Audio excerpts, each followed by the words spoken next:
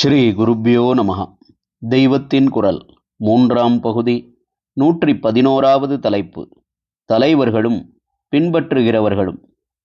Reform லீடர்களுக்கும் ஃபாலோயர்களுக்கும் இடையே ஒரு வித்தியாசம். இதை கொஞ்சம் பார்க்கலாம். இந்த நாளில் மதம் விதிக்கிற சீலங்கள், ரிலீஜியஸ் விர்ச்சூஸ், மத சம்பந்தமில்லாத வெறும் எத்திக்கல் எக்ஸலன்சஸ், நன்னெறி பண்புகள் என்று ஒரு விசித்திரமான பாகுபாடு பண்ணுவது வழக்கமாயிருக்கிறது.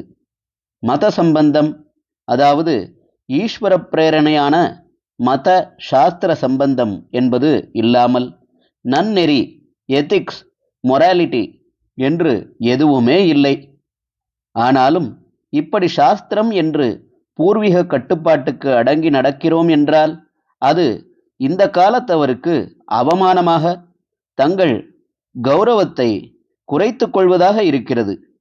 சாஸ்திரங்களில் கண்ணுக்கு தெரியாத அதிருஷ்ட தத்துவங்களை பேஸ் பண்ணியே அநேக தர்மங்களையும் அந்த தர்மங்களை நடைமுறையில் காட்டுவதற்கான கர்மங்களையும் சொல்லி இருப்பதெல்லாம் சூப்பர்ஸ்டிஷன் என்று மேல்நாட்டுக்காரர்கள் சொல்வதால் இதையெல்லாம் நாம் ஏன் அனுசரிக்க வேண்டும் என்று அவமானமாயிருக்கிறது.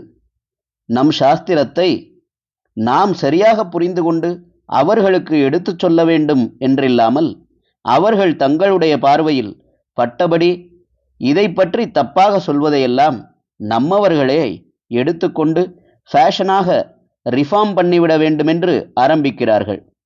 கொஞ்ச காலமாக நாம் எடுத்துச் சொல்லாமலே வெள்ளைக்காரர்கள் தாங்களாக ஆராய்ச்சிகளும் பரிசோதனைகளும் பண்ணி ஏற்கனவே தாங்கள் பரிகாசம் பண்ணின அநேக சமாச்சாரங்களை பெரிசாக கொண்டாட ஆரம்பித்திருக்கிறார்கள்.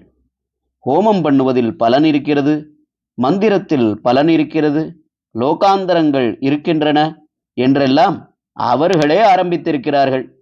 இப்போது அவர்கள் சர்டிஃபிகேட்டின் மீது நம்மவர்களும் இவற்றை கொஞ்சம் ஒப்புக்கொள்ள ஆரம்பித்திருக்கிறார்கள். ரிஃபார்ம் லீடர்கள் மதசீலம், நெறிக்கோட்பாடு என்று இரண்டாக பிரித்ததில் முதலாவதில் பலவற்றை ஆக்ஷேபித்தாலும் பின்னதில் நெறிகளில் பலவற்றை பின்பற்றுவதால் தங்களை பொறுத்தமட்டில் ஏதோ ஒரு ஒழுங்குக்கு கட்டுப்பட்டவர்களாயிருக்கிறார்கள். இந்த ஒழுங்குகளையும் பழைய ஆச்சாரங்களை மாற்றி சீர்திருத்தம் என்ற பெயரில் இவர்கள் செய்கிற புது விதிகளையும் சேர்த்து இவர்களே புது மதங்களை அப்படி சொல்லிக்கொள்ளாவிட்டாலும் சிருஷ்டிக்கிறார்கள். லீடர்கள் விஷயம் இப்படி இருக்கட்டும், இவர்களுடைய ஃபாலோயர்கள் விஷயம் என்ன?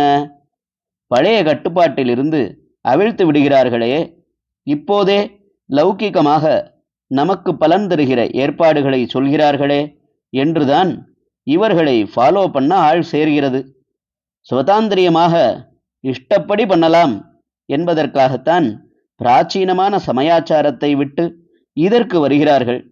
லீடர்களுக்கு ஏதோ ஒரு பக்குவம், படிப்பு, அனுபவம், கொள்கை பிடிமானம் எல்லாம் இருப்பதால் இவர்கள் மதாச்சாரங்களை விட்டாலும் தாங்களாக சில ஒழுக்க நெறிகளுக்காவது கட்டுப்பட்டிருக்கிறார்கள் என்றால் ஃபாலோ பண்ணும்போது ஜனங்களுக்கு இந்த யோகியதாம்சங்கள் எப்படி விசேஷமாக இருக்க முடியும்?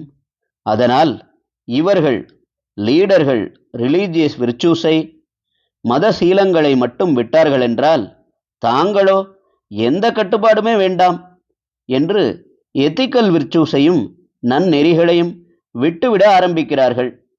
ஹரஹர சங்கர, ஜெய ஜெய சங்கர. தெய்வத்தின் குரல் மேலும் ஒலிக்கும்.